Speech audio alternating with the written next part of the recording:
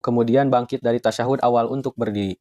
Dalil dan keterangan tentang bangkit dari tasyahud awal untuk berdiri. Ani Zuhri qala akhbarani Abu Bakr bin Abdurrahman bin al-Haris bin Hisham wa Abu Salamah bin Abdurrahman anna Aba Hurairah kana yukabbiru fi kulli salatin minal maktubati wa ghairiha fi Ramadan. Thumma yukabbiru hina yarfa'u ra'sahu minas sujud, thumma yukabbiru hina yaqulu minal julusi fil isnataini. Sahih Bukhari nomor 761.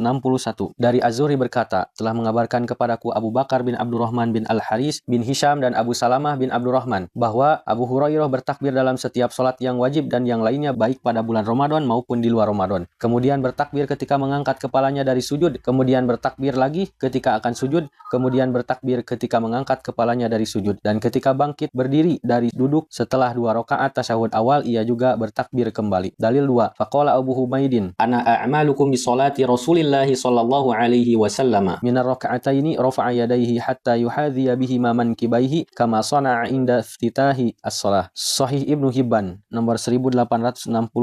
Abu Humaid berkata, aku adalah orang yang paling mengetahui sholat Rasulullah. Kemudian beliau berdiri dan melakukan seperti demikian pada rakaat lainnya.